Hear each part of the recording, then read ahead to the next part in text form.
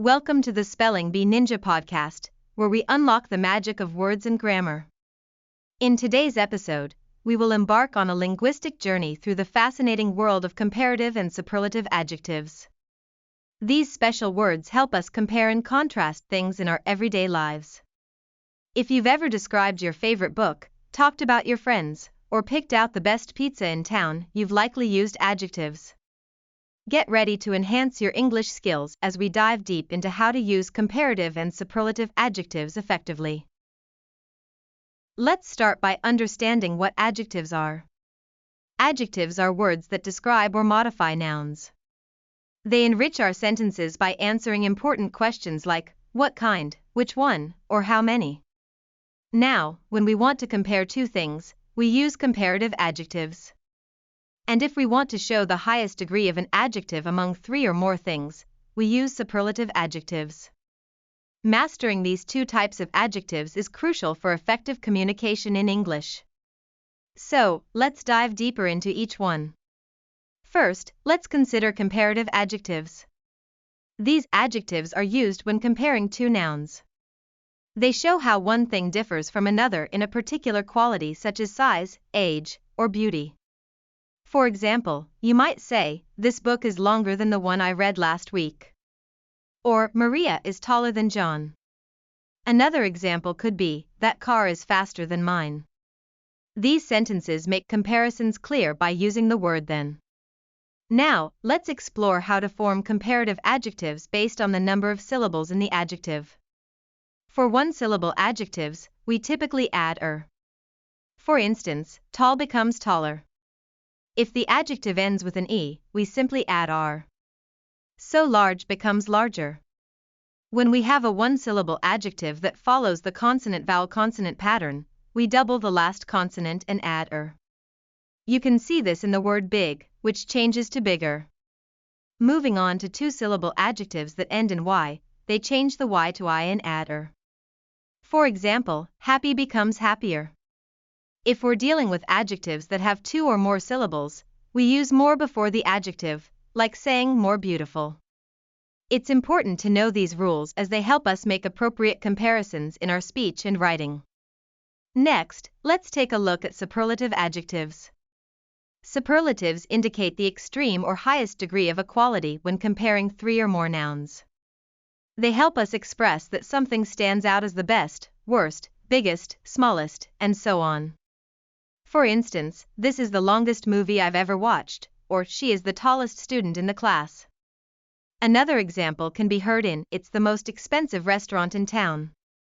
These statements highlight that we are not just making a comparison, we are identifying something as the best or the most among several. To form superlative adjectives, we often add s to one-syllable adjectives. So, tall becomes tallest. For adjectives that end in e, we add stin, for example, large changes to largest.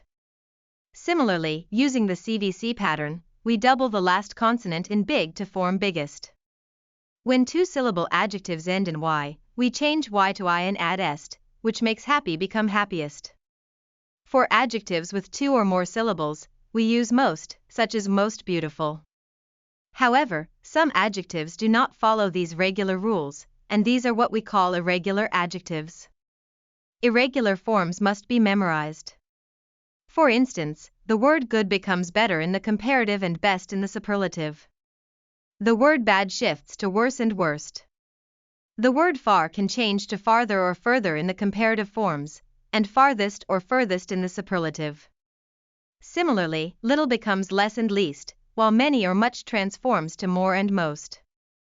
Now, let's look at how to properly use than and the in sentences. When using comparative adjectives, you always pair them with than. For example, you might say, he is stronger than his brother.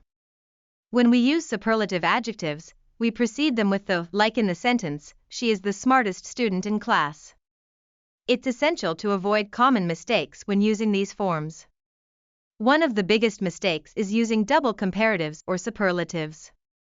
For example, instead of saying more taller, simply say taller.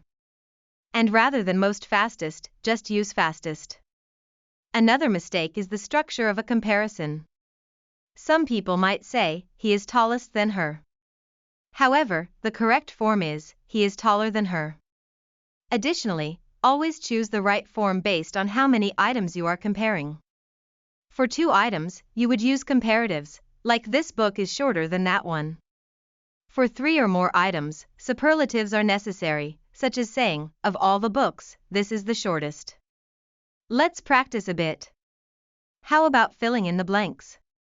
Imagine someone says, this road is underscore underscore underscore underscore underscore underscore underscore underscore underscore underscore narrow than the highway.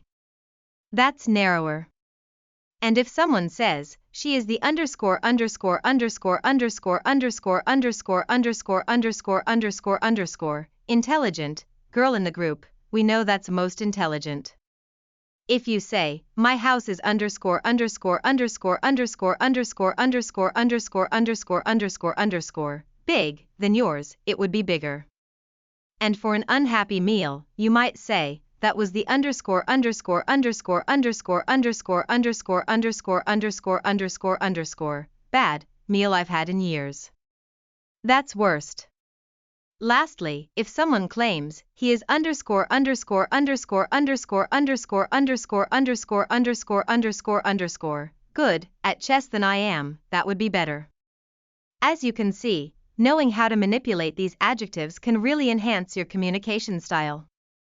Finally, let's talk about when to use more and most. This often applies to adjectives that are longer, typically 2 syllables or more, excluding those ending in y.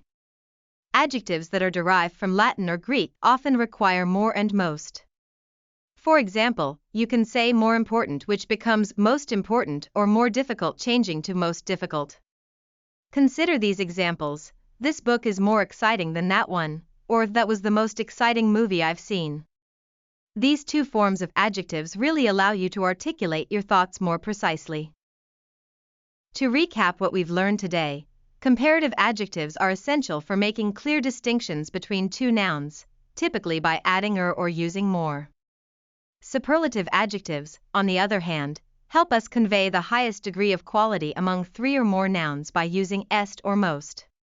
We also covered important irregular forms, practical usage tips, and how to avoid common mistakes in sentence structure. Mastering these rules empowers you to communicate more effectively in English, whether it's in conversation or writing. Thank you for joining us on this enlightening journey into comparative and superlative adjectives. We hope today's lesson has enriched your understanding and usage of these important grammatical tools. Don't forget to practice using comparatives and superlatives in your daily conversations. Keep exploring our podcast for more engaging lessons and tips to elevate your English skills. Until next time, happy learning and see you soon.